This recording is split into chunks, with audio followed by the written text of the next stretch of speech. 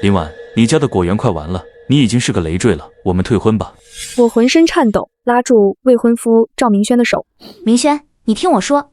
結果他直接把我甩開，反而抱着一個穿着性感黑絲的女人離開。我低頭看着手指上的訂婚戒指，用力地拔下，扔向垃圾桶。3個月前，我爸突發腦溢血，家裡承包的百亩果園因為連年乾旱，今年眼看着要顆粒無收。他們退婚，無非是覺得我林家要垮了。門被推開，我媽紅着眼眶進來。婉婉，趙家來電話了，說婚約取消。你爸剛醒，我不敢告訴他。媽，我已經知道了，剛才他已經和我說分手了。我媽的眼淚一下子就掉下来了。他們怎麼能這樣？當初是你爸幫趙家打通了市裡的銷路，他們才有今天。現在咱們家有點难，他們就……媽，我握住她的手。這種人早點看清是好事。話是這麼說，但心裡那股憋屈像石頭一樣堵着。我和趙明軒從小認識，訂婚3年，原本下個月就要辦婚禮，現在他說退就退，連面都不見，一條信息就打發了。果園那邊，我媽抹着眼淚。你王叔說再不澆水，這一季的橙子全得掉光，可是請人打井的錢，我去看看。我換上旧運動鞋出了门。7月的午後，太陽毒得能把人曬脫皮。走在村裡的土路上，幾個坐在樹蔭下乘涼的嬸子看見我，交頭接耳起來。看林家那閨女，聽說趙家退婚了，能不退嗎？林家那果園今年肯定賠錢，他爸還住院，誰娶誰倒霉。可惜了，長得挺俊一姑娘。我加快脚步，當沒聽見。走到自家果園時，眼前的景象讓我心涼了半截。百畝橙樹本該在這個季節掛滿青果，可現在葉子枯黃捲曲，地上的落果已經鋪了一層，樹幹上裂開一道道口子，那是嚴重缺水的信號。我爸一輩子的心血。我走到園子中央那棵最老的橙樹下，這是我爺爺種下的，樹齡超過50年。往年這時候它該是枝繁葉茂，可現在連它都蔫了，手撫上粗糙的樹皮。我閉上眼，對不起，我沒能守住這個家。眼淚終於沒忍住。就在這時，掌心突然傳來一陣灼熱，我猛地睜眼，發現手掌與樹皮接觸的地方竟然泛起了一層淡綠色的微光，那光像是活物，順着樹皮的紋路蔓延開來，轉眼就包裹了整個樹幹。什麼？沒等我說完，一股龐大的信息流像洪水一樣衝進我的腦海。我看見土壤深處的根系在艱難地汲取最後的水分，看見樹葉細胞因為缺水而乾癟死亡，看見整片果園地下水位已經下降到令人絕望的深度。然後一些我完全不懂的知識憑空出現，土壤改良、植物病理、水文气象，甚至還有催生符咒。淡綠色的光從老橙樹蔓延到我的手臂，順着經脈游走全身，所過之處暖流湧動，仿佛乾涸的土地迎來了甘霖。我本能地知道這棵樹、這片土地在把它們最後的生命力傳遞給我。停下來！我想抽回手，但那光緊緊吸附着我的手掌。你會死的！老橙樹的枝葉無風自動，仿佛在搖頭。更多的綠光湧來，這一次它們在我眼前交織、旋轉，最終凝結成一本虛幻的、散發着瑩瑩綠光的古書。書頁自動翻開，上面是密密麻麻的古老文字，可我竟然讀得懂。青木靈訣，傳於有緣之人，習之可通草木之語，長萬物生長。書頁化作無數光點，鑽進我的眉心。劇痛襲來，我跪倒在地，雙手死死扣進泥土裡。無數畫面在腦中閃回，遠古的祭司在祭祀中與古樹溝通，農夫用特殊的手法讓莊稼一夜成熟，有人繪製符文引來甘霖。當一切平息時，我渾身濕透，像是從水裡撈出來，但不一樣了。我能感覺到腳下每一寸土壤的濕度，能聽到周圍樹木痛苦的呻吟，能看見空氣中稀薄到幾乎不存在的水汽。更神奇的是，我的丹田位置多了一小團溫暖的綠色的氣旋。青木靈訣第一層，草木通靈。我掙扎着站起來，再次把手放在老橙樹上。這一次，我不再被動接受，而是嘗試調動丹田裡那團綠色氣旋。氣旋轉動，一絲微不可察的綠色能量順着我的手臂緩緩注入樹幹。奇蹟發生了，老橙樹枯黃的葉子以肉眼可見的速度恢復了一絲綠意，雖然不明顯，但確實變了。這是真的。林婉，你沒事吧？一個聲音從果園外傳來。我轉頭看見陳宇騎着摩托車停在路邊，他是我高中同學，現在在村裡做村官，前段時間還幫我聯繫過果品收購商。我沒事。我趕緊擦了擦臉，走出果園。陳宇打量着我。你臉色不好，趙家的事我聽說了，需要幫忙的話。不需要。我打斷他。趙家的事已經過去了。陳宇沉默了一下，點點頭。那你家果園，我聯繫了幾個打井隊，最便宜的那家打一口深井要5萬，預付2萬，我這兒有5000，可以先借你。我心裡一暖，但還是搖頭。謝謝你，陳宇，但錢的事我自己想辦法。你能有什麼辦法？陳宇急了。林婉，這時候別逞強，這百畝果園是你爸半條命，要是真旱死了，他出院非得再棄島不可。我知道他說的對，可是5萬對現在的我家來說，簡直是天文數字。我爸住院已經花了7、8萬，家裡存款早就見底了。我再想想辦法。陈宇嘆了口氣，3天，天气預報說3天後還是沒雨，你這園子就真沒救了。送走陳宇，我回到老橙樹下，盤腿坐下。青木靈覺的信息在腦中清晰浮現。第一層草木通靈只能讓我感知植物狀態，要真正解決問題，得達到第2層靈語術，以自身靈氣為引，調動天地間的水氣，化作甘霖。可我丹田裡那點靈氣，連澆灌這棵老樹都勉強，怎麼辦？我的目光落在果園邊緣那片荒地上，那裡長滿了各種野草灌木，因為缺水，也大多半死不活。一個瘋狂的想法冒出來，我走過去，把手按在一片野草上，丹田氣旋轉動，但這次我不是輸出，而是嘗試吸收。野草以肉眼可見的速度枯萎下去，而一絲微弱的薄雜的綠色能量順着我的手掌回流進入丹田，氣旋壯大了一點點，可行。我精神一振，開始瘋狂吸收周圍野草灌木的生命力，一片又一片植物枯萎，而我丹田裡的氣旋越來越飽滿，顏色也從淡綠轉向翠綠。2個小時後，果園周邊10米內的所有野生植物全部枯死，而我丹田裡的氣旋已經變成了拳頭大小的一團，濃郁的幾乎要滴出水來。代價是我渾身劇痛，像是被抽乾了力氣。但現在沒時間了，我掙扎着回到果園中央，按照青木靈訣記載的手法，雙手結印，天地水靈，聽我號令，聚。丹田氣旋瘋狂轉動，全身靈氣湧向雙手。我能感覺到空氣中稀薄的水汽開始向果園上空匯聚，越來越濃，漸漸形成了肉眼可見的白色霧氣。但還不夠，我咬破舌尖，一口精血噴在結印的雙手上，以我精血換雨。天空骤然暗了下來，不是烏雲，而是濃郁到極致的水汽，在果園上空形成一個直徑100米的漩渦。漩渦轉動，漸漸淅瀝的小雨落了下來，雨越下越大，從毛毛雨變成中雨，最後變成傾盆大雨。乾裂的泥土貪婪地吸收着水分，枯黃的樹葉在雨水中舒展，那些即將脫落的青果牢牢抓住了枝頭。我癱坐在地上，看着這場只籠罩我家果園的奇蹟之雨，又哭又笑。成了。雨下了整整半小時，當最後一滴雨水落下時，果園已經煥然一新。雖然離完全恢復還有距離，但至少這些樹活過來了。而我因為消耗過度，連站起來的力氣都沒有。林晚安。陳宇的聲音再次傳來，這次帶着難以置信的震驚。他衝進果園，看着濕漉漉的地面，煥發生機的果樹，又看看癱坐在地上的我。剛才這邊下雨了，就這一片，其他地方一滴都沒下。我虛弱地笑了笑，可能運氣好吧。這不可能。陳宇蹲下來，死死盯着我。林晚，你臉色白得跟紙一樣，到底怎麼回事？我想編個理由，但腦子一片空白，最後只能含糊道：我用了點土辦法。陳宇還想追問，手機突然響了，他接起來聽了幾句，臉色變得古怪。好，我知道了。掛斷電話，他看着我的眼神更加複雜。趙明軒來了，在你家，還帶了他新未婚妻。我猛地抬頭。你說什麼？縣裡劉老板的女兒劉倩。陳宇的聲音帶着怒意。他們來送請柬，下個月結婚。我撐着老橙樹站起來，腿還在發抖。退婚才半天，新未婚妻就定了，連請柬都做好了。我站起身，氣冲冲地往家走。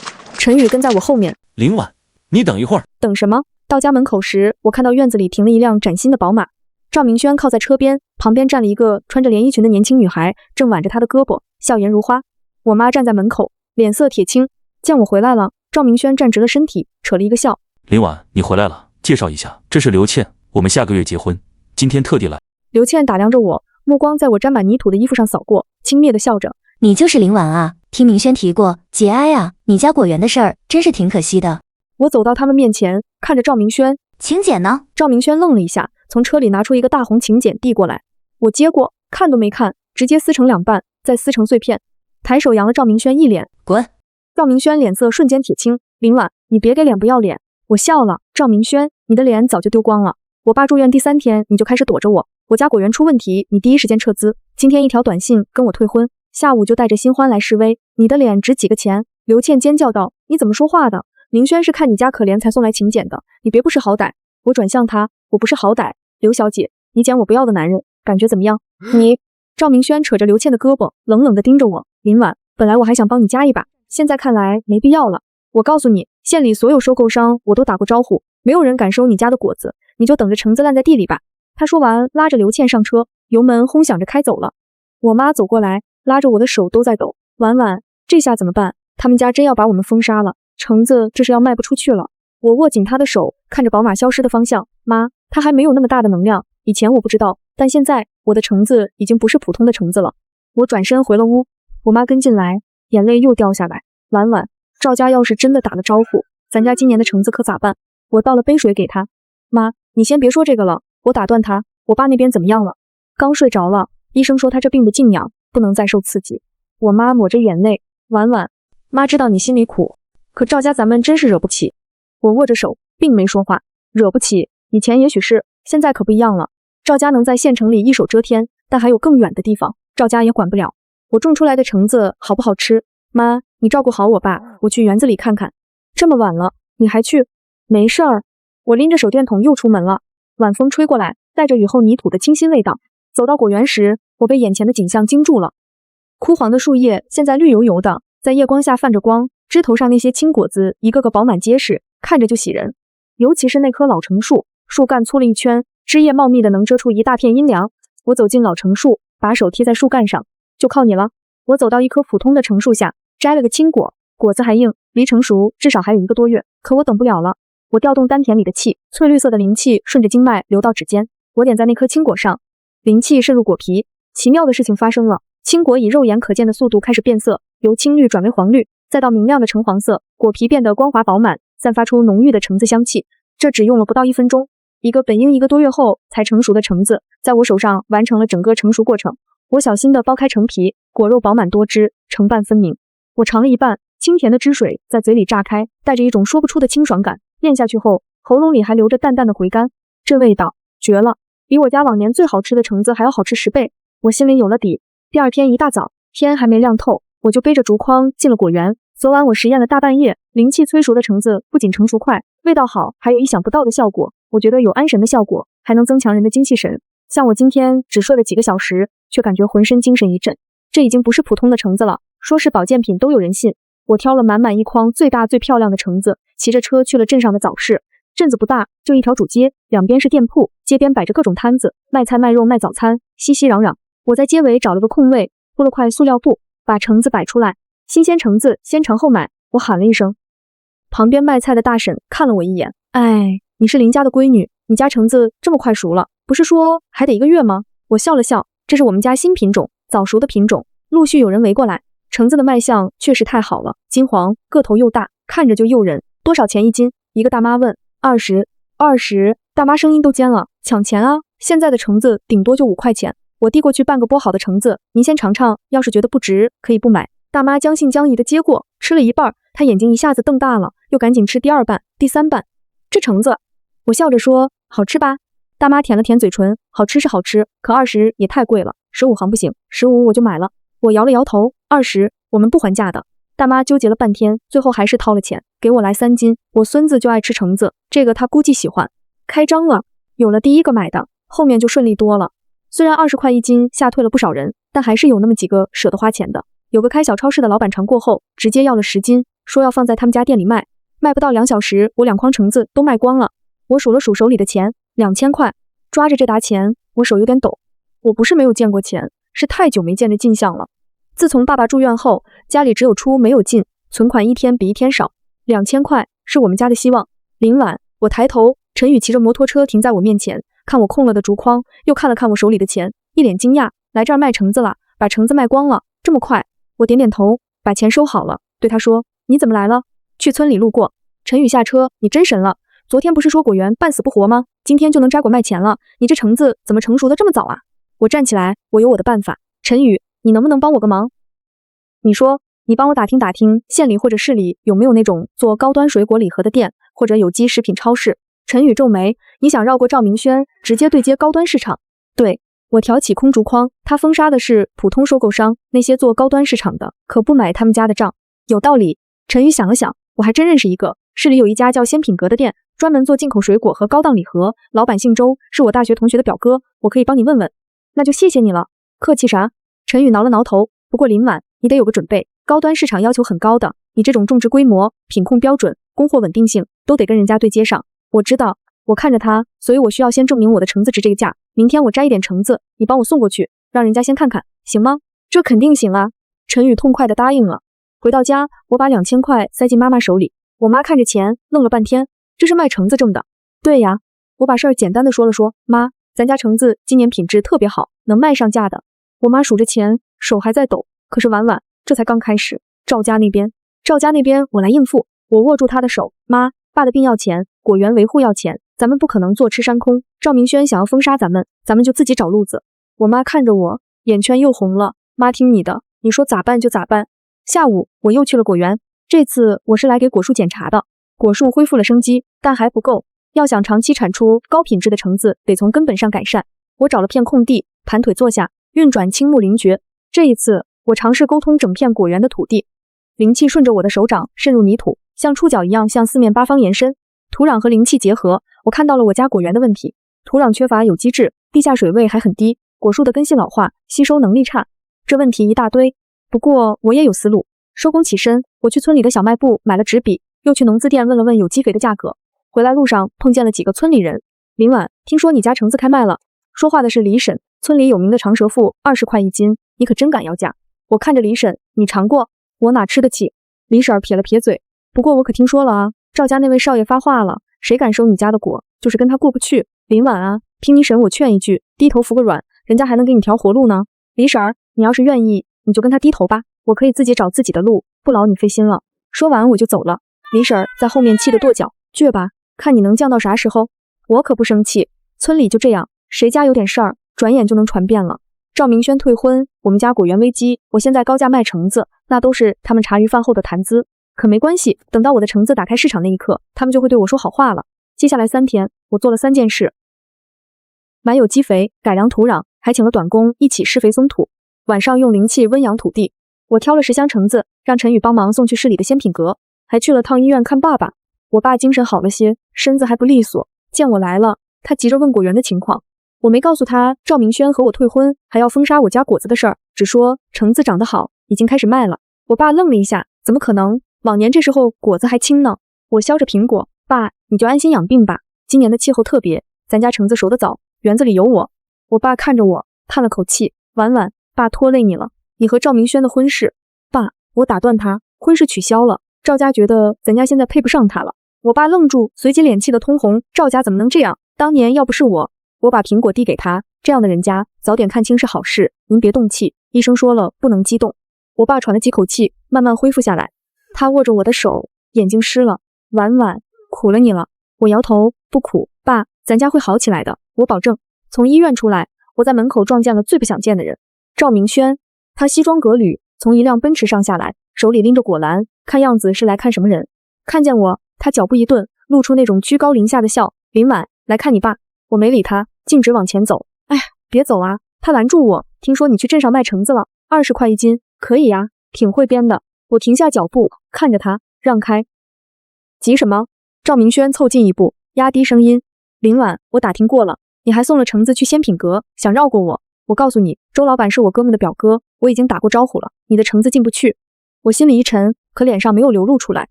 趙明軒，你就這點能耐，一個大男人只會在背後使絆子呀，能耐可不分大小，管用就行。趙明軒笑得得意。林婉，我給你最後一次機會，把你家果園低價轉給我，我還能給你留點生活費，不然等橙子爛在地裡，你跪着求我都沒用。我看着他這張曾經我覺得俊朗、曾經深愛的臉，突然笑了。趙明軒，你知道嗎？我輕聲說，你現在這個樣子像是一條狗，只會汪汪叫的看門狗。他臉色驟變，我沒給他發作的機會，轉身就走。走了幾步，我又回頭。對了，我忘了告訴你了，我祝你們天長地久。說完，我頭也不回的走了。身後傳來趙明軒氣急敗壞的罵聲。回到家，陳宇的電話打來了。林婉，樣品送到了，周老闆嘗了，說味道確實驚豔，但是他說進貨的事他還得考慮考慮。陳宇頓了頓，說，我問他是不是因為趙明軒跟他打過招呼。電話那頭，陳宇沉默了一會兒。你怎麼知道？我猜的。我看着遠處的果園。陳宇，你幫我問問周老闆，如果我保證長期穩定供應，而且品質絕對不會降，而且會提升，他願不願意見我一面，當面談？我問問。陳宇說，林婉，你得有準備，周老闆這人很謹慎的，也不會輕易得罪不該得罪的人。我知道。掛了電話，我深呼吸了幾次。路被堵了一條，就再開一條。趙明軒他能在縣裡面一手遮天，還能把手伸到市裡面每一個角落嗎？我不信。正想着，手機又響了，這次是個陌生的號碼。我深吸了一口氣，手指劃過接聽鍵，盡量讓自己的聲音聽起來平穩而沒有波瀾。喂，是林小姐嗎？一個中年男人的聲音，很客氣。我是，你哪位？我姓王，是做電商的，今天在鎮上朋友那兒嘗了你們家的橙子，驚為天人，想跟你談談合作，你看方便嗎？這句話簡直就像是在無盡黑暗的防線裡突然炸開了一道裂縫，我的心跳驟然加速，渾身的血液仿佛都在這一刻沸腾了起來。我眼睛一亮，方便，您想怎麼合作？電話那頭的聲音透着一股絕對的商人的精明與迫切。這樣，明天我開車去你們村，咱們面談。如果品質確實如我嘗到的那樣，我保證價格不是問題。好，我等您。掛了電話，我握緊手機，看天無絕人之路，只要有一塊跳板，我就能直接掀翻盤根錯節的封鎖。趙明軒，你以為你能堵死我所有的路嗎？你以為你打幾個招呼就能把我按在這片泥地裡永遠翻不了身嗎？等着瞧！第二天上午10點，一輛白色 SUV 開進了我們村，那嶄新的車身在滿是泥濘與破敗的村頭土路上顯得格格不入，瞬間吸引了周圍所有閒言碎語的目光。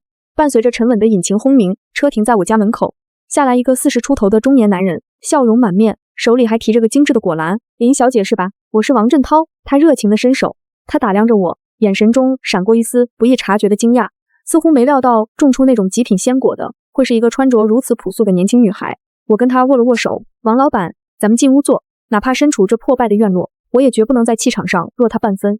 王振濤一進屋，眼睛就四處打量。我家房子是老式的磚瓦房，家具很簡單，收拾得非常乾淨。牆角那些斑駁的痕跡和老舊的木門，無一不在訴說着這個家庭正處於極度的困窘之中。我媽倒了茶，有些拘謹地坐在一旁。林小姐，你家这橙子，我真是服了。王振濤開門見山，我做水果電商5年了，吃過見過的水果多了，但像你家這個品質的，那是頭一回見。您過獎了，我笑了笑。王振濤認真地說，一點都不過，我不光自己嘗了，還讓公司的很多人都嘗了，結論一致，這橙子有爆款的潛質。今天來，我就是想談合作。他從包裡拿出一份文件，這是我的公司資料，鮮果直達，主要在幾個1線城市的白領圈子裡做中高端水果配送，去年的營業額達到了3200萬。他的語氣裡帶着不加掩飾的驕傲。我接過資料，翻了翻，公司規模不大，可圖片和介紹做得非常精緻，這正是我目前最需要的優質終端渠道，能夠幫我徹底繞開趙明軒在縣城鋪設的全部絞殺網。大家都是千年的狐狸，玩什麼聊齋？我合上資料，目光筆直地看向他的雙眼。王老板，你想和我怎麼合作？我想獨家代理你家的橙子。王振濤說，價格按你零售價20塊1斤，我全包了，有多少要多少，包裝、物流、銷售全由我負責，你只管種，供貨就行。這句話猶如一顆重磅炸彈，在這間狹小的老屋裡炸響。我媽驚得猛地抬起頭，眼神裡全是難以置信的狂喜。全包了。如果是以前，這意味着我們家徹底翻身了。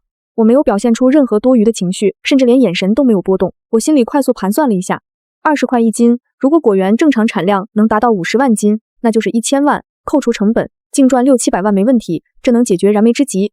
這筆錢不僅能付清我爸的醫藥費，甚至能在縣城買上最好的房子。可是獨家代理，那就意味着我要失去其他渠道，我的咽喉將永遠被捏在別人的手裡。今天趙明軒能封殺我，明天王振濤就能用渠道要挾我壓價。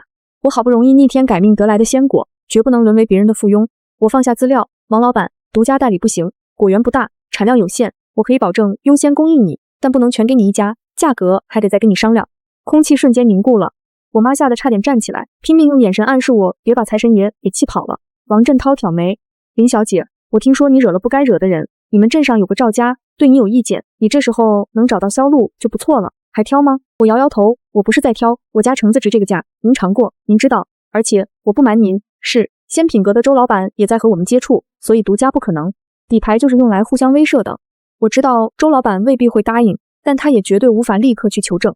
王振濤臉色變了變，突然笑了，行，林小姐有底氣啊，那你說你什麼條件？30塊1斤，頭批供貨500斤，後續看情況，您優先，但不是獨家。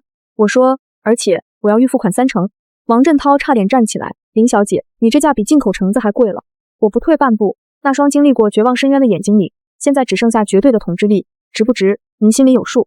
我看着他的眼睛，王老板，做中高端市場，客戶要的可不是便宜，是好東西。我家是橙子，您賣40、50、60、70都有人要，你賺的可不比我少。老屋裡陷入了死一般的寂靜，王振濤不說話，手指在桌子上敲着，每一次敲擊聲都在拉扯着我媽已經緊繃到極致的神經。我媽有點急了，我衝她微微摇頭。漫長的1分鐘後，王振濤抬起頭，行，我得先看看果園。好，我帶着王振濤去了果園。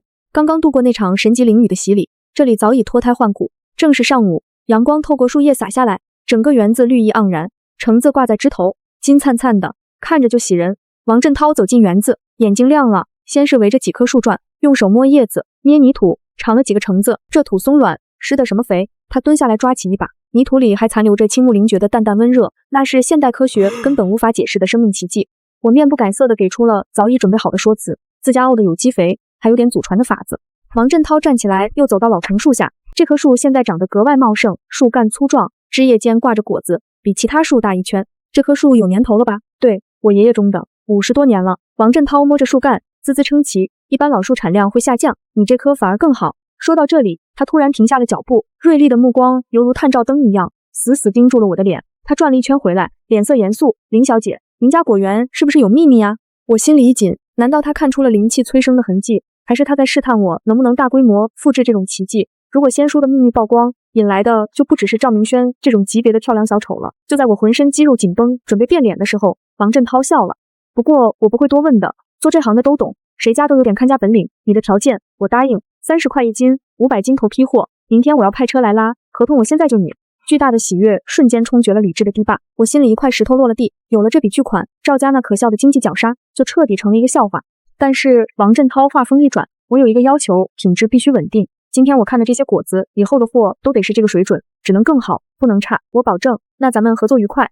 王振濤伸出手，林小姐，希望這是長期合作的開始。在這片充滿仙氣的果林裡，我狠狠握住了他的手，完成了這場逆天改命的第一次交易。握完手，王振濤從車裡拿出筆記本電腦，當場擬了合同。我看了一遍，條款清晰，不僅沒有任何苛刻的霸王條款，反而誠意拉滿。為了徹底綁定我，王振濤這次跟我訂了6萬斤貨，預付款54萬，明天到賬。筆尖劃過紙張，簽了字，按了手印，鮮紅的指紋像是一道終身有效的護身符。哪怕是拿到合同的那一刻，一切都依然像是做夢一樣，不真實。送走王振濤，直到那輛白色 SUV 徹底消失在村頭，我媽這才終於敢發出聲音。我媽激動的手都在抖。婉婉，54萬，這就給定了。對於在土裡刨食了一輩子的她來說，這筆錢比天還要大。我看着合同，極度狂喜過後，隨之而來的是深淵般的清醒。我心裡很清醒，媽，這才剛開始。這王老板又不是做慈善，他要的是能掙錢的貨。我們必須把園子守好了，不能出岔子。因為我比誰都清楚，趙明軒一旦得知封鎖被破，必然會狗急跳牆，發起更瘋狂的報復。媽知道，媽知道。我媽蒙着眼淚，緊緊攥住那份複印件。我這就去給你爸打電話，告訴他這個好消息。下午，我開始組織人手摘果，請了村裡20-30個人，每人1天100，專門摘橙子，要求很嚴，不能有傷痕，不能有蟲眼，個頭要均勻。我在園子裡當監工，時不時上手示範。嬸子們手腳麻利，閒話也不少說。林晚，聽說你跟趙家徹底鬧翻了。說話的是劉嬸，她一邊摘果一邊說，要我說趙家是做的不地道，可咱們小門小戶卻是鬥不過人家。劉嬸，您專心摘果，別碰壞了。我淡淡的說，我就是提醒你嗎？劉嬸撇了撇嘴，趙家在縣裡關係硬得很，你小心他使壞。正說着，陳宇騎着摩托車來了，他停下車，臉色不太好看。林晚進一步說話，我跟着他走到園子邊上。周老板那邊回話了，他聲音壓得很低，他說很遺憾，暫時不能合作，因為趙明軒。陳宇說，不止趙明軒，他爸親自給周老板打了電話，說你家橙子用了違禁的催熟劑，吃了對人有害，周老板可不敢冒險。我氣笑了，催熟劑，他們真能編，這種謠言傳出去是對你很不利的。陳宇嚴肅地說，另外趙家這是非要往死了整你。我點點頭，那陳宇，你信我嗎？廢話，我當然信你了。那如果我告訴你，我家橙子確實有秘密，但不是催熟劑，是祖傳的種植技術，你信嗎？陳宇看着我，點點頭，我信。我心裡一暖，那就夠了，別人愛怎麼說怎麼說，橙子自己會說話。可是陳宇猶豫，我打斷他，陳宇，你幫我個忙，明天王老板來拉貨的時候，你找2個信得過的朋友，幫我全程錄像，從摘果、選果、裝箱到裝車拉走，每一步都要拍得特別清楚，特別是王老板驗貨的環節。陳宇眼睛一亮，你要留證據。對，我說，趙家不是要造我的謠嗎？我就要用事實打他的臉，而且也給我的橙子做好宣傳手段。第二天一早，王振濤的車隊來了，3輛厢式貨車帶了個專業的質檢團隊，陣仗不小，引來了不少村民圍觀。王振濤親自驗貨，他隨機抽了5箱橙子，一個個檢查，有切開幾個嘗了嘗。質檢員在旁邊報着數據，王總，這數據比咱們之前測的進口橙子還好呢。王振濤滿意的點頭，看向我，林小姐，貨沒問題，裝車吧。工人們開始裝車，陳宇帶着2個朋友拿着手機和攝像機，全程跟拍。王振濤看見了，笑着問，林小姐，這是幹嘛呀？留個記錄。我坦然說，最近有些謠言說我家用了違禁藥，我覺得清者自清，留個證據是沒錯的。王振濤眉頭一皺，還有這種事兒？誰造的謠？不重要。我說，王老板，你信我就行。王振濤想了想，對助理說，把咱們的質檢報告複印一份給林小姐，再寫個證明。證明這批貨經過我方嚴格檢驗，完全符合食品安全標準。助理點點頭，很快就辦好了。我接着蓋過紅章的文件，心裡踏實了不少。裝車用了足足一上午，500斤橙子整齊碼放在車廂裡，最後封箱。王振濤當場讓財務轉了54萬預付款到我賬戶。手機提示音響起，我看着那一串數字，手有點抖。王振濤再次握手，合作愉快。林小姐，這批貨賣得好，我們很快就能簽下一單了。一定。車隊開走了，圍觀的村民還沒散，議論紛紛。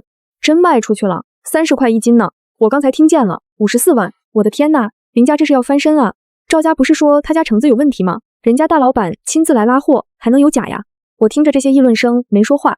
陳宇走過來，把錄像的儲存卡遞給我，拍得特別清楚，特別是王老板驗貨那個環節。謝謝你，我收起卡，晚上來家裡吃飯吧，我媽媽要燉雞。陳宇笑了笑，行。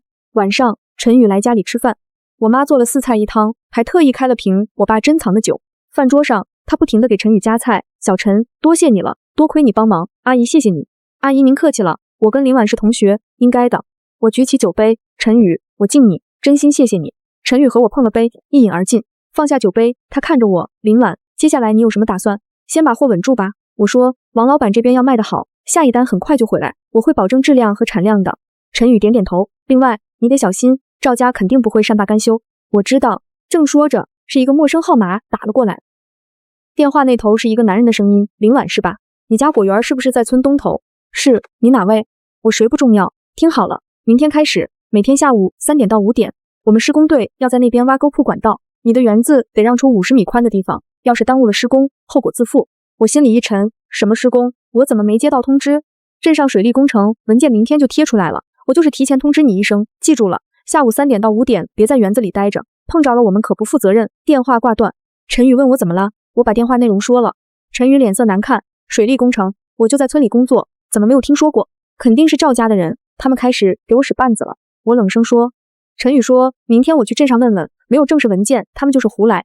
不用了，我搖了搖頭，問了也沒有用。趙家既然敢這麼說，肯定準備好文件了，就算是假的，等咱們查清楚，園子也會毀了。那怎麼辦？我想了想，明天下午我去園子裡等着。不行，陳宇和我媽同時說，太危險了。陳宇說，他們要是真的动手，你該怎麼辦？王老板剛拉走貨，合同簽了，預付款也到了，園子出事兒，和他們趙家脫不了干係，他們就是嚇唬我，逼着我讓步，我可不信他們能幹出什麼來。話雖然這麼說，可我也知道，趙明軒那個人狗急跳牆，什麼事兒都能幹得出來。第二天下午2點，我到了果園，陳宇不放心，也跟了過來，還叫了2個村裡的年輕小伙，都是他的朋友，說是来幫忙幹活的。3點整，遠處又傳來挖掘機的聲音。我站起身，看着3台挖掘機從村道開過來，後面跟着7、8個男人，有的拿着鐵鍬，有的拿着棍子，領頭的是個光頭，一臉橫肉。挖掘機開到園子邊上停下，光頭走過來打量着我，你就是林婉？對，你要幹什麼？施工，昨天電話裡已經通知過你了。光頭說，園子從這裡往裡50米，我們要挖溝，你們這些樹趕緊挪一挪。挪樹？我氣笑了，樹挪了還能活嗎？而且你們的文件在哪兒？光頭從兜裡抽出一把皺巴巴的紙，你們自己看。我接過一看，確實是水利站的公文，說是要修灌溉渠，經過我家果園，日期是昨天，而且項目負責人簽名處蓋的是趙家公司的章。這文件可不合規，我把紙還給他。水利工程是政府項目，怎麼是你趙家公司在負責呀？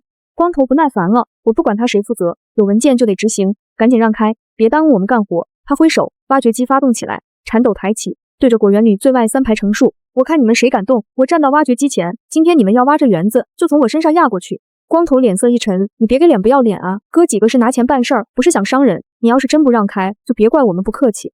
陳宇站在我身邊，你們想幹什麼呀？光天化日之下，你们還想打人啊？光頭嘴硬，正常施工，他妨礙公務，我們哪裡是打人啊？你可不要胡說，我們就算是打了你，那也是……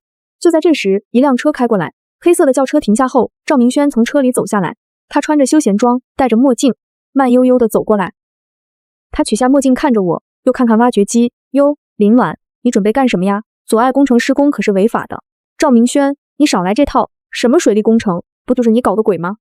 趙明軒聳了聳肩，鎮上批的項目可不是我，你家果園正好在規劃線上，你說這怨誰？只能怪你倒霉。他走到我面前，壓低聲音，林婉，服軟還來得及，我可以念在咱們往日的情分上，給你個合理的價格把果園轉給我，市場價，好吧？不然今天挖了50米，明天可能還要挖50米，你這園子有多大，早晚保不住。我看着趙明軒得意的臉，突然笑了。趙明軒，你是不是想得太美了？王老板運走的那批貨，我全程錄像，摘果到裝車，質檢報告都寫得清清楚楚。我要是把這些都發在網上，標題就叫趙家少爺強占果園，偽造文件暴力施工，你猜猜網民們會怎麼評價你？趙明軒臉色一變，我繼續說，王老板的公司雖然不大，可在圈子裡是有名氣的，他可是電商，你造謠我家橙子用違禁藥，人家大老板親自驗貨拉走了，你倒是說說，是誰信你呀？趙明軒不說話，我盯着他，你今天敢動我果園一棵樹，我保證明天全縣全市都會知道你幹的齷齪事兒，你不就是仗着家裡有點權嗎？我不怕光腳不怕穿鞋的，咱們就鬧大，看看誰怕誰。光頭看着趙明軒，等待指示。趙明軒的臉上青一陣白一陣，咬着牙說：“行，林婉，你有種。”他揮了揮手，今天先收工，林婉，咱們走着瞧。挖掘機熄火，那夥人跟着趙明軒上了車走了。園子裡終於恢復了平靜。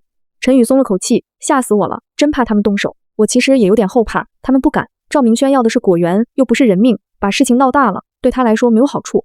3天後，王振濤的電話再次打來，林小姐，好消息啊，你那批橙子這3天就賣光了，客戶反饋好的不得了，都說沒吃過這麼好的橙子。你的橙子下一批貨什麼時候有？我心裡一高興，下一批就是1000斤，王老板，你放心，全都給我留着啊。王振濤说，我给你提價，31塊錢1斤，有多少要多少，我想跟你簽個長期協議，1年要是能給我30萬斤，這市場價漲，我保證不低於25，30萬斤，我心跳加快了，按最低價算，那也是快500萬了。不過我要是把這30萬斤的果子都給了王振濤，後續打開市場，產量方面可能還不夠。王振濤似乎看出我的猶豫，林小姐，我看你手頭並不寬裕，你可以選擇擴種，不過我可以先給你預付一部分錢，你拿去承包土地、買樹苗、雇人工，怎麼樣？王振濤願意先給我100萬預付款，這個誘惑也太大了。王老板，種橙子不是種菜，從樹苗到掛果是需要很長時間的，而且我家的種植方法是很特殊的，不是所有的地都能種出這個品質。林小姐，你是個實在人。王振濤說，你先把手頭的給我，擴種的事慢慢談，不過我有個建議，你可以培育樹苗嫁接，品質就有保證了。掛斷電話，我思考王振濤的建議可行。接下來的日子，我忙得腳不沾地。白天組織人手採摘1000斤的橙子，裝箱發走這批貨，又買了不少。晚上我開始實驗，在老橙樹上剪下50根健康的枝條，又在村裡買了50株普通的成熟苗，在後院騰了塊地，一半直接扦插枝條，一半移植樹苗。晚上打坐修煉，凝聚靈液，過程比想象中還要難，丹田裡的靈氣壓縮再壓縮，才能凝聚出翠綠色的靈液，一晚上下來只能凝聚1小瓶。我用靈液兌水澆灌這些樹苗和枝條，奇蹟在第3天後就發生了，樹苗開始抽芽，長勢比普通樹苗快1倍，7天就生根，成活率100%。這些樹苗葉片格外翠綠，散發着清香。我把這個發現告訴了媽媽，老媽看到後院的橙樹也驚得不得了，真是天佑咱們家。我笑笑不說話。隨後我又跟陳宇說，我想承包地，就是不知道村裡有沒有閒置的荒地。陳宇想了想，後山那塊有一片，大概200畝，是村集體的地，石頭很多，土質差，一直沒人承包。那你帶我去看看。我跟着陳宇去了後山，這是一片坡地，亂石嶙峋，雜草叢生，土是黃沙土，又乾又硬。我抓了一把土，檢查了一下，但覺得這並非沒有改變的辦法。這塊地我要了。林婉，你確定？陳宇皺着眉頭，這塊地種糧食都很費勁，你要種果子更是難上加難。別管那麼多了，我有辦法。承包費1年要多少？荒地1年100畝3000塊。陳宇說，你要是真想要，我就和村長談談。談吧，200畝全包，先包30年。陳宇一瞪大眼睛，那得將近20萬呢，你哪來那麼多錢？他知道我們家用錢緊張。我笑了，沒事兒，王老板的預付款就要到了，這錢用在刀刃上。1周後，王振濤給的100萬到賬，幾乎同時，我承包200畝荒地的合同也簽了。村裡登時炸開了鍋。林家的閨女兒瘋了，花了20萬包那片破地，他家橙子賣得好，賺了大錢，賺再多也不能這麼糟蹋啊，那地能種出東西來，還有他爹還病着呢。我沒理會這些議論，着手改造荒地。先是雇了20個人，用了1個禮拜，把地上的石頭、雜草清理乾淨，又買了10噸有機肥，去養殖場拉了20車的糞肥，工人把肥料翻進土裡。我知道這還不夠，晚上我一個人去了那片地，運轉青木靈訣，嘗試溝通地下的靈氣，用靈氣緩緩滲透土石層，等待腳下的大地甦醒。同樣，我也在培育樹苗，第一批50株樹苗長勢非常好，可以移栽。我又剪了200根老成樹的枝條，準備培育第2波。這時候我發現我一個人幹活有點吃力，我需要一個可靠的人。我想到了陳磊，高中畢業就在家幫忙種地，老實肯幹。還有劉娟，也是農校畢業的，懂點種植技術。張強在外打工多年，沒找到活幹。這幾個都是可靠、嘴嚴、能吃苦的。我把他們請到家裡，開門見山，我想請你們幫我打理果園，包吃，月薪4000，幹得好有獎金。但是我果園的事，有什麼看到了，你們都不能說。三個人互相看看。陳磊先開口：“我信你，你家橙子能賣那麼貴，肯定有門道。我不問就幹活。”劉娟猶豫了一下：“我能先問問具體做什麼嗎？我是學種植的，也許能幫上忙。就是正常果園的管理，施肥、除草、剪枝，其他的由我來。”張強挠了挠頭：“4000一個月，在村裡這算頂高的工資了，我可以幹。”我點點頭：“4000工資確實不少。”有了他們3個幫手，工作確實很順利的開展了，但麻煩也來得很快。临晚出事了，鎮上食品安全站的人去了你家果園，說要抽樣檢測。我心裡一沉，什麼時候的事兒？就剛剛，我接到電話就趕過來了，領頭的是一個姓孫的科長，說是接到舉報，你家橙子用了違禁的植物生長調節劑。又是趙明軒，我咬着牙說，交代了張強他们幾句。我坐着陳宇的摩托車往回趕，到家時，老果園外面停着2輛公務車，3個穿着制服的人正在摘橙子，往密封袋裡裝。我媽手足無措地站在一邊。你們在幹什麼？我走過去，領頭的是個戴眼鏡的中年男人。我們是镇食品安全站的，接到群眾舉報，你家橙子涉嫌違規使用添加劑，現在依法抽樣檢測。舉報人是誰？有證據嗎？我問。舉報人信息保密，我們檢測就是找證據。孫科長冷着臉，你要配合我們的檢查。我可以配合，採樣也必須按照程序來。你們有沒有採樣證？採樣記錄單，採幾份，採哪棵樹都得寫清楚。我說道。孫科長愣了一下，根本沒想到我会懂這些。我拿出手機，我現在開始錄像，你們就出示你們的證件和採樣文件，採樣過程我要全程記錄。孫科長臉色一變，你錄什麼像？妨礙公務是不是？公民有權監督執法過程，我寸步不讓，只要你们是程序合法，怕什麼錄像啊？這時又一輛車開過來，車上下來2個人，一個扛着攝像機，一個拿着話筒，是市縣電視台的記者。孫科長徹底慌了，誰叫的記者？陳宇示意，是我。我站到孫科長面前，既然要檢測，那就公開透明，讓全縣人民都看看檢測結果到底如何。記者架好機器，話筒對準了孫科長。孫科長，聽說你們接到舉報來檢測，舉報內容是什麼？你們預計什麼時候出結果？孫科長支支吾吾，額頭冒汗。我趁機說道，孫科長，我家橙子前天剛通過鮮果智達公司的專業檢測，報告就在屋裡，如果您需要，可以拿來給你參考。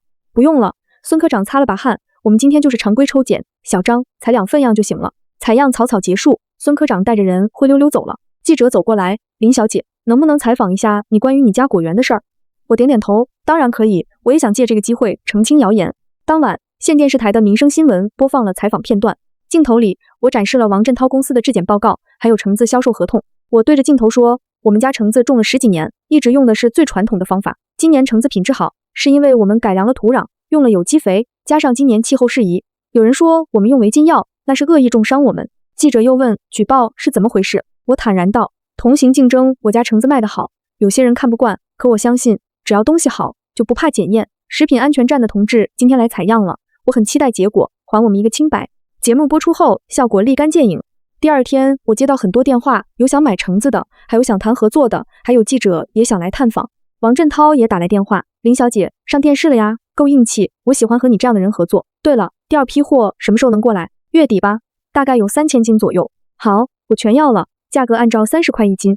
掛斷電話，我鬆了口氣。我新開發的土地，在1個月後，第1批橙樹開花了。看着欣欣向榮的果園，我心裡充滿了希望。劉娟很認真，她眼睛亮晶晶的。這批樹苗開花率達到了90%，比普通橙樹去年開花率高太多了。婉婉姐，老園子裡的橙子也快熟了，大概能摘5000斤呢。王老闆那邊肯定又要貨了，所以趕緊安排人吧。老規矩，輕摘輕放，嚴格分選，知道了嗎？張強負責，新地的基建也進展順利，蓄水池挖好了，能存200多噸水，工具房蓋了起來，裡面放着農具和肥料，還修一條3米寬的砂石路直通公路，一切都在往好的方向發展。這一天，我正在查看樹苗，陳宇的電話來了，語氣很急，林晚來村委會一趟，出事了。我心頭一跳，怎麼了？來了10幾個村民，說你承包後山荒地的手續有問題，要村長收回承包權。我立刻趕去村委會，會議室裡擠滿了人，除了村幹部，還有10幾個村民。都是40、50出頭的漢子，領頭的是村裡的李老三，有名的刺頭。陳宇見我來了，趕緊過來說，他們說後山那塊地是村裡的公產，承包應該公開招標，不能私下簽合同。李老三看見我，嗓門大起來，林晚，你來的正好，後山那200畝地，你憑什麼一個人就包了？還是30年？你問過我們村民的意見嗎？我看着他，李叔，承包合同是村集體簽的，合法合規，承包費按照市場價給的，一次性付清30年，有什麼問題？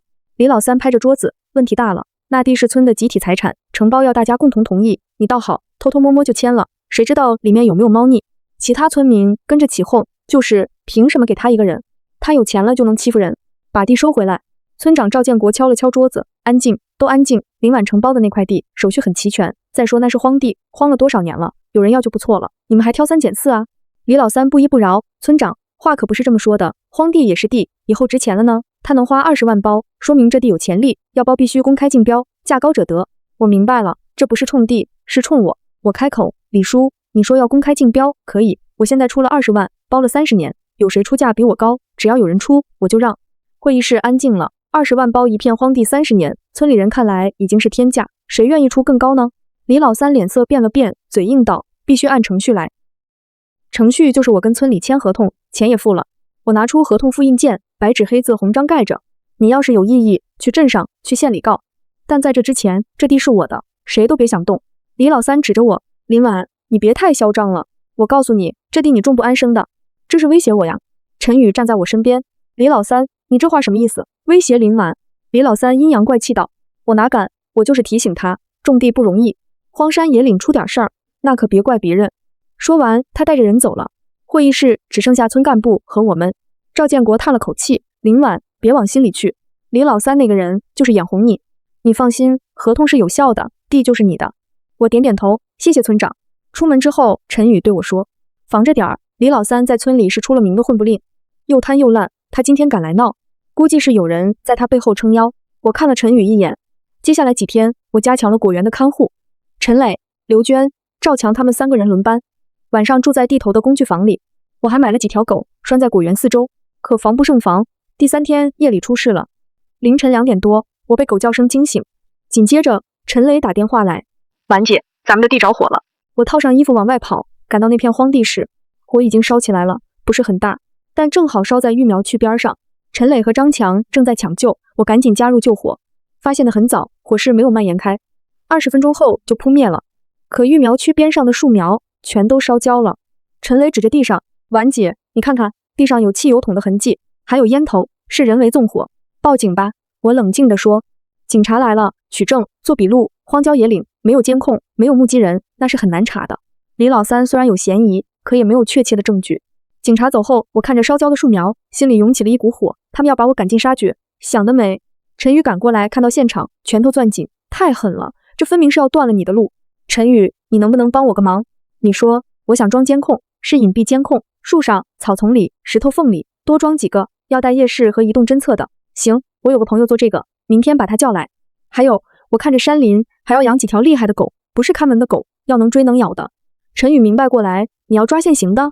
對，他們敢來一次，就敢來第2次，我要讓他們有來無回。監控和狗3天內就到位了，6個隱蔽攝像頭覆蓋了新地的所有入口和關鍵區域，手機上一個 App 就能隨時查看。還有陳宇帶回來的3條狼狗，從市裡警犬基地退役的，受過訓練，聽命令，下得去嘴，比我之前買的狗強多了。我還做了個更絕的，在果園周圍拉了鐵絲網，通了低壓電，起到警示作用。這些花了快8萬，但我覺得很值。王振濤第2批貨發走了。陳宇看着我全副武裝的果園，林婉，你這是要幹啥？搞成軍事基地呀？沒辦法，都是他們逼的。我說，這樣會不會太極端呀？陳宇猶豫着，萬一一不小心誤傷了人。鐵絲網掛着牌子，有電勿碰，正常人不會碰，半夜翻牆進來的，那是好人嗎？陳宇想了想，也是，我等待着。不過這次趙明軒出了個陰招，鎮上突然發通知，要搞美麗鄉村建設，清理違章建築。我的工具房、蓄水池都被認為是違章建築，要求限期拆除。通知送到我手裡時，我都笑了。工具房是簡易板房，蓄水池是挖的土坑加防滲膜，確實沒有辦手續。可村裡這種臨時的建築海了去了，從來沒有聽說誰要拆除的，偏偏就盯上了我。陳宇替我去鎮上打聽，回來告訴我，負責這事兒的是鎮建管所的副所長，是趙明軒的堂叔。行，我知道了，他們拆就讓他們拆唄。陳宇急了，工具房拆了，農具放哪兒？蓄水池拆了，你還怎麼灌溉呀？他們拆了，我再建，我是不會讓他們拆得那麼容易的。我說，我找了陳宇的朋友，連夜拍了個短視頻。視頻裡，我站在工具房前，指着裡面的農具和肥料，這些都是果園的生產資料。拆了工具房，這些怎麼辦？雨季來了，農具淋雨生鏽，肥料泡水失效，損失誰來承擔呢？又走到蓄水池邊，這片新地沒有水源，蓄水池是唯一的灌溉設施，拆了，剛種下的樹苗就得旱死了。這些樹苗一株成本要近1000塊，200畝地大約有2萬株，都拆了，誰拆誰賠。視頻發到了各大短視頻網站上，很快就火了，評論裡說什麼的都有，支持農民創業，這是故意為難吧？沒手續就是違建，該拆。樓上站着說話不腰疼，你去農村看看誰家沒個臨時棚子。聽說這女的可厲害了，種的橙子賣30塊錢一斤，30塊一斤，搶錢啊！輿論發酵，鎮上坐不住了。建管所的人一來，態度就緩和了很多。帶隊的還是趙副所長，挺着個肚子。林婉，你的視頻影響很不好，我們是按程序辦事的。我打斷他，趙所長，政策我懂，可我想問問，村裡面王富貴家的養雞棚，李老四家的廢品站都有手續嗎？你們為什麼不去拆他們的？趙副所長臉色一僵，那些我们都會陸陸續續處理的。好吧，那就等您把他們家拆了再來拆我的，我肯定會配合的。趙副所長氣得跺腳，你這是妨礙公務。我一臉無辜，怎麼妨礙了？我就是希望你們公平執法，要不這樣，你帶我去鎮上問問，我找書記問問，是不是政策就是針對我們一家？趙副所長不敢接話了，他可不敢讓我去找書記，書記正愁抓不到他的把柄了。他撂下一句你等着，帶人就走了。趙明軒安生了幾天，王振濤倒是幫我引薦了一位貴人。王振濤帶着秦教授來的時候喜氣洋洋，林婉，這位是全國果蔬品質評審委員會的專家，秦教授。秦教授在朋友家嘗了你的橙子，特意找過來的。秦教授和我握手，小林同志，你這橙子我做了30多年研究，沒在國內見過這個品質，非常完美。秦教授過獎了，我謙虛道，不要謙虛，我希望推薦你參加下個月的亞洲優質水果大賽。我愣住了，國際比賽嗎？對，10幾個國家和地區的頂尖產品同台競技。秦教授越說越激動，咱們華夏的水果多少年沒在國際上拿過大獎了，你這橙子我看有戲。王振濤在旁邊猛點頭，你可要抓住天大的機會，要是能拿個獎，別說國內，國際市場都打開了。我在心裡快速盤算，參賽是好事，但樹大招風，趙明軒知道肯定會耍手段。秦教授，我想問一下，參賽需要什麼條件？基本的數據報告和種植過程記錄，每一個環節都最好有記錄，你有嗎？有的。林婉姐讓我記錄了每一批樹苗的生長數據，施肥、灌溉、病蟲防治都有台賬。好，我回去就發推薦函，你們準備好東西，2周內寄到上海組委會。這要是成了，你的橙子賣100一斤都有人搶。我笑了沒說話，消息不脛而走。第二天，陳宇就從鎮上帶回風聲，趙明軒知道你要參賽了，在酒桌上摔了杯子，說不給你出這個風頭。他能阻止什麼？我修剪着枝條，頭也不抬。比賽在上海，評委是國際專家，他算個什麼？手伸得了那麼長，明着不能，可暗地裡呢，給咱們寄送的樣品上做手腳，偽造你的種植記錄，或者造謠你。我手一頓，這倒是有可能，我會小心的。陳宇點點頭，小心為上。這2天我跟着你們巡邏，狗再多放上2條。好的，我笑了。3天後，劉娟慌慌張張地跑過來，林婉姐，你快去看看。我心裡一緊，騎車走到新地，10幾棵最好的樹苗被人連夜砍斷了，斷口整齊，是用專業的工具幹的。陳磊蹲在地上，眼睛都紅了，這是咱們劉總的母樹，誰這麼缺德？鐵絲網被剪開了，專業人士幹的，還避開了監控死角，張強檢查了圍欄。我蹲下撫摸着斷掉的樹幹，砍成這樣，活不了了。報警吧。警察來了，取證，做筆錄，和之前一樣，沒線索，沒證據。陳宇起的一拳砸在樹上，肯定是趙明軒，除了他沒有別人。知道是他，但沒證據。我看着被摧毀的樹苗，很心痛。不過他這樣就能阻止我參賽，想得美。樣品寄出後，秦教授那邊傳來消息，說我的樣品價值很高，評委會的專家都驚動了，金獎是很有希望的。秦教授在打來的電話裡難掩激動。王振濤天天盯着物流信息，比我還緊張。馬上就要進入評審了，我反而很平靜，該做的都做了，剩下就交給老天爺。可趙明軒顯然不這麼想。比賽前1周，我接到了一個陌生電話，聲音經過處理，聽不出男女。林婉，你的樣品數據造假，用特殊化學藥劑催出來的數據，真當專家們看不出來嗎？你是誰呀？別管我是誰，我給你指條明路，主動退賽，就說樣品被污染不能參賽，不然等組委會查出來你數據造假，你這輩子都別想在水果行業混了。我笑了，是趙明軒讓你們打的，給了你多少錢呀？電話那頭愣住了，你儘管去舉報吧，我的樣品從採摘到寄送全程錄像，檢測是在省農科院做的，你們要污衊我造假可以，到時候要拿出證據，你會後悔的。電話掛了，我打給秦教授，把情況說了。秦教授很重視，我馬上會聯繫組委會說明情況，你放心，國際比賽的檢測非常嚴格，真金不怕火煉。果然，2天後秦教授告訴我，有人匿名舉報你數據造假，組委會啟動複核程序，但咱們的樣品經過3家國際認證實驗室交叉檢測，數據完全一致，舉報被駁回了。知道是誰舉報的嗎？匿名，查不到的。組委會對這種惡意舉報很反感，你的樣品反而因為複核得到了更多的關注。我放下電話，走到窗前，趙明軒，你越是這樣，我就越要贏給你看。比賽結果在一個周日的上午傳來，我正在果園幹活，手機瘋狂震動。王振濤、秦教授、陳宇，家裡的電話幾乎同時打進來。我接了秦教授的，那頭激動得快要哭了。金獎，林婉，金獎，亞洲優質水果大賽金獎，你是第一個拿到這個獎的華夏人。我愣了，手機差點掉在地上。評委會評價是顛覆性的品質，代表了華夏現代農業的最高水平。現在國外都想買你的種植技術。秦教授語速飛快，頒獎典禮在下周5，上海國際會議中心，你一定要來。掛了電話，王振濤的電話又進來了，咱們發了，剛拿到獎，就有3家進口商聯繫我，問能不能代理出口，價格你來開。陳宇直接騎着摩托車衝進果園，一把抱起我轉圈，贏了，林婉，你贏了。在果園裡幹活的村民聽到消息，歡呼聲響徹果園。我媽從屋裡跑出來，眼淚唰的流下來。閨女，我的閨女出息了。那天晚上我在老橙樹下坐了很久，太謝謝了。金獎，沒有你們，我走不到今天的。頒獎典禮我去了，帶着陳宇。上海國際會議中心燈火輝煌，來自10幾個國家的果商、專家、媒體匯聚一堂。我穿着簡單的白襯衫和黑褲子走上領獎台，台下掌聲雷動，大屏幕打出我的照片和果園的介紹。頒獎的是一位外國老先生，國際果蔬協會的主席。他把水晶獎杯遞給我，用生硬的華夏語說：“林小姐，你的橙子讓我想起了小時候在鄉下祖母家吃的味道，那是陽光和土地的味道。謝謝你讓我找回了這種味道。”我接過獎杯，沉甸甸的。主持人讓我發表獲獎感言。我走到話筒前，看着台下無數雙眼睛，謝謝評委會，謝謝秦教授，謝謝所有幫助過我的人。這個獎不是給我一個人的，是給所有像我一樣扎根土地、用心種果的華夏農民。台下安靜下來，很多人問我為什麼我的橙子賣得這麼好。我繼續說，其實答案很簡單，我把每一棵橙樹當成孩子，每一寸土地當成家，不用農藥，不用激素，只用最笨的方法，最累的功夫。這個獎證明了一件事，只要你對土地好，土地就會對你好。掌聲雷動，典禮結束，我被記者團團圍住，他們問了我很多問題。林小姐，你的橙子會出口嗎？暫時還沒有考慮，產量有限，會先滿足國內的需求。你的種植技術能不能公開？核心技術不會，可我願意分享經驗，幫助更多的果農種出好水果。林小姐，你下一步有什麼計劃？擴大種植，建立品牌，讓更多的人吃到健康的橙子。正說着，一個熟悉的人影走進了人群。趙明軒，他穿着西裝，臉色憔悴，眼睛裡有血絲。看到我，他擠出一個笑。林婉，恭喜你啊！記者敏銳地察覺到什麼，鏡頭對準了我們。你是林小姐的什麼人？有記者問。你們認識嗎？趙明軒提高聲音，我們是老朋友。林婉能有今天，我也為她高興。我看着她虛偽的笑，突然開口，是啊，你確實幫了我很多，比如找人砍我的樹，舉報我數據作假，沒有你的幫助，我不會這麼拼命的。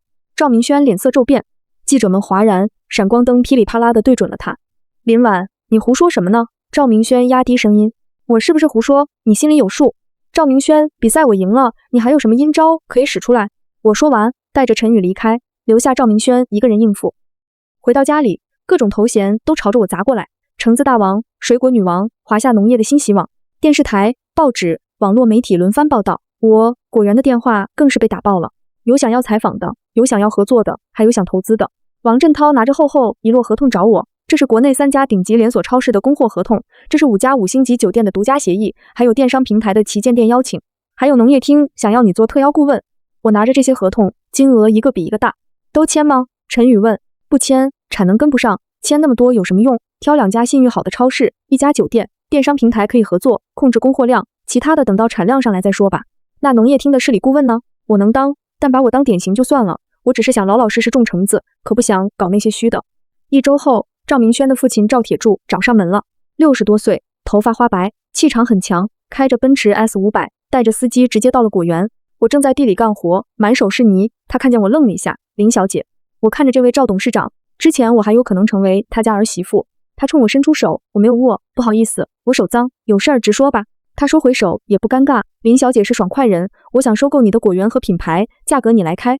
你覺得我缺錢嗎？我笑了，不缺，但你可以更有錢。趙鐵柱說，1個億，果園、品牌、技術全賣給我，你拿着錢想幹什麼幹什麼。你一個女孩子風吹日曬，多吃苦。1個億，我挑眉，你可真大方。趙氏集團的主業是房地產，你現在對種橙子感興趣了？趙鐵柱臉色微變，讓我來猜猜，是不是你們趙家資金鏈緊張了？銀行催貸，項目停工，需要一個亮點提振股價，穩住投資人。我的金獎正好是這個亮點，對不對？趙鐵柱盯着我，你很聰明，聰明人應該知道，一個人吃不下這麼大的市場，跟我合作是雙贏。雙贏？我搖頭，你難道不知道你兒子對我做了什麼？退婚就算了，砍樹、造謠、舉報，我沒有報警抓他，已經是看在之前的面子上了。你還想買我的產業？你是不是沒有睡醒？林小姐，這不是賭氣的地方，你拒絕我，那就是和我們趙家為敵了。為敵就為敵，我毫無懼色，我從一個被退婚的村姑走到今天，靠的可不是運氣，是實力。你們趙家那套威逼利誘對我一點用都沒有，你會後悔的。趙鐵柱丟下這句話，轉身上車走了。趙鐵柱不是趙明軒那個沒腦子的，既然他都盯上了，一定會想辦法搞破壞。不過我也不會坐以待斃。我找了曾在趙家公司做過財務的李姐，她因為看不慣趙家做假賬、偷稅漏稅被辭退了，一直懷恨在心。李姐在鎮上的茶館見到我，壓低了聲音說：“他們不簡單，你確定真的要搞？造假他們背後有人的。”我知道，我推過去一個信封，這裡面是10萬的定金，如果你提供的證據有用，事成之後我會再給你20萬。李姐打開信封看了看，咬牙：“行，我早就想出這口氣了。趙家的賬爛透了，偷稅漏稅是小事，他們還在好幾個項目上虛報工程量騙政府補貼，金額至少這個數。”他伸出3根手指：“多少？300萬？3000萬？”我倒吸一口涼氣，證據呢？我有复印件，藏在家裡，可有這個還不夠。李姐說，得有人去查他。趙家在稅務局、審計局都有人，一般的舉報都會石沉大海，那就不走一般的渠道。我想了想，秦教授認識審計委的人，我會請他幫忙遞材料的。審計委？李姐眼睛一亮，那就有戲了。從李姐這兒出來，我又去了市裡的環保局。趙家開發的樓盤，我其實早就懷疑有貓膩。工地旁邊的河以前水很清的，現在又臭又黑。我取了水樣送去檢測，結果重金屬超標10幾倍，這是工業廢水污染，不是生活污水。檢測員說附近肯定有工廠偷排的。我順着河道往上查，果然發現趙家樓盤的工地深處藏着一個非法的電鍍車間，廢水直接排進了河裡。拍照、視頻、檢測報告全部收集齊，用了1個月的時間，我把證据整理完畢。秦教授幫我聯繫了審計委的一位同志，我帶着材料去省城，在茶館見了面。周處長看了我的材料，愣了一下，如果材料屬實，趙家就完蛋了。他看着我，你也要想清楚，扳倒一个地方企業，你会得罪很多人的。我知道，周處長，我可不是為了私怨。趙家偷稅漏稅，騙國家的補貼，污染環境，製造事故，每一條都在觸犯法律。我是公民，舉報是我的權利和義務。周處長點點頭，材料我收下了，我會按照程序調查，但你也要有心理準備，調查需要時間，也可能不了了之。我知道的。從省城回來，我繼續忙着果園的事。2週後，風聲傳來，縣稅務局突然進駐趙氏集團查賬，環保局查封了趙家的樓盤工地，紀委的人也來了，帶走了趙鐵柱和趙家的幾位高管。縣裡炸開了鍋，聽說了嗎？趙家出大事了，偷稅漏稅，騙補貼，還污染環境。趙鐵柱可是被帶走了，他們家都被查封了，活該！這些年趙家橫行霸道，早就該有人治治他們了。趙明軒像熱鍋上的螞蟻，到處找關係撈人，但沒人敢接。牆倒眾人推，以前巴結趙家的人，現在躲得遠遠的。趙家垮的速度比我想象中還要快，查出來的問題越來越多，行賄、非法佔地、工程質量不合格，數罪並罰。趙鐵柱被判了15年，公司罰款近1個億，資不抵債，宣布破產。趙家的房產、車輛全部被查封拍賣，豪華別墅也貼上了封條。趙明軒從闊少爺一夜之間變成了喪家犬。趙明軒去找劉家求助，希望岳父能拉他一把，可劉家比誰都快發表了聲明。劉倩向法院提起離婚訴訟，要求分割財產，並聲稱對趙家違法行為毫不知情。雪上加霜，那天下午，我正在果園查看橙子的成熟情況，趙明軒來了。他穿着皺巴巴的襯衫，鬍子拉碴，眼窩凹陷，工人們看見他都停下手裡的活，警惕地盯着。林婉，我能不能和你談談？他聲音嘶啞。陳宇想攔着，我擺了擺手，你們繼續幹活吧，說吧，你想說什麼？趙明軒的手在抖。林婉，我錯了，我錯了。趙家完了，我爸進去了，劉倩也要跟我離婚，我現在一無所有了。我沒說話，心裡卻在想，這不是他活該嗎？我知道我對不起你，他抬起頭，眼睛裡全是血絲，看在我們從小認識的份上，看在我爸曾經幫過你家的份上，看在我們相愛一場，你能不能幫幫我？你想讓我幫什麼呀？借給我50萬，不，30萬。他急切地說，我把手頭的債先還了，離開這兒重新開始，我保證再也不找你麻煩，永遠消失。我看着他這張讓我曾經心動、深愛過的臉，心裡沒有任何波瀾。趙明軒，你爸幫過我家，我記得，所以你在果園使壞，我沒有報警。你做的那些事情，我對你已經很仁慈了。他眼神黯淡，但你讓我借錢給你，憑什麼？你一次次想毀了我，我差點被你害死了。你們家做的那些事，現在的結果對你們家來說是活該。我真的知道錯了。我打斷他，你走投無路了才來求我。如果真的被你打壓得抬不起頭，你會放過我嗎？不會，你只會把我踩進泥裡，讓我永世不得翻身。趙明軒張了張嘴，說不出一句話來。趕緊走吧，我可不會幫你，1分錢都不會給你，你的路你自己走。他癱坐在地上，良久才站起身，搖搖晃晃往外走，走到園子門口，回頭看了我一眼，最終什麼都沒說，走了。陳宇走過來攬住我的肩，沒事吧？沒事兒，我靠在他肩上，就是覺得這個人很可悲，是他自作自受。趙明軒離開後的第3天，劉倩來找我了。她開着一輛紅色的寶馬，依然光鮮亮麗，可沒了以前的傲氣。林婉，我想和你合作。她開門見山。合作？對，我和趙明軒離婚了，分到了一部分財產，我要投資農業，做高端水果供應鏈。你的橙子現在是金字招牌，我们聯手吧，把市場做得更大。我看着她，劉倩，你當時很看不起我啊。劉倩臉一紅，我那時候年輕不懂事。林婉，做生意沒有永遠的朋友，也沒有永遠的敵人，只有永遠的利益，咱們合作吧。你說的對，但是我可不跟你合作。為什麼？我不信任你，你能在趙家垮台的第一時間離婚，就能夠在利益最大的時候背叛我。我需要的是長期夥伴，可不是投機倒把。劉倩臉色變了變，買賣不成仁義在，你的橙子我能訂貨嗎？那倒可以，找王振濤吧，他是我的總代理。劉倩走了，帶着不甘。陳宇笑嘻嘻地說，你現在可真是橙子女王了，誰見到你都得客客氣氣。女王不女王的不重要，重要的是咱們的橙子真的成了氣候。年底市里召開農業表彰大會，我作為農業產業化帶頭人上台領獎，市委書記親自給我頒獎，握着我的手說，小林同志，你不僅自己致富，還帶動了周邊6個村一起種橙子，形成了產業帶，解決了將近5000人的就業問題，這是新時代農民的樣子。我接過獎杯，看着台下陳宇在笑，我爸媽在抹眼淚，我的小夥伴們在用力鼓掌，那些跟着我種橙子的村民臉上都是希望的光。我知道我的路走對了。春節我和陳宇結婚了，婚禮就在新房子大院裡辦，全村的人都來了，簡單也很熱鬧。趙建國當證婚人，笑得滿臉褶子，咱們村的閨女小子最出息的一對，大家都跟着沾光。拜天地的時候，我和陳宇對視，眼裡都是笑意。禮成後，我換下婚紗，穿上平時的衣服，和陳宇給父老鄉親們敬酒。走到李老三那桌，他端起酒杯站起來，林總，對不起，我之前不是個東西，跟着趙明軒瞎搞，我自罰3杯。說完，他真的連乾3杯。我攔住他，李叔，過去的事不提了，以後好好幹，我的果園需要人手。李老三眼圈紅了，好，我一定好好幹。宴席一直鬧到晚上，送走客人，我和陳宇走到老果園，陳宇握着我的手，看着我們新的希望，這裡將在明年變成一片金黃，從一棵老橙樹，再到一個果園，再到一個產業，未來還有更多的可能在土地上生長。這一次，我終於不再是一個人了。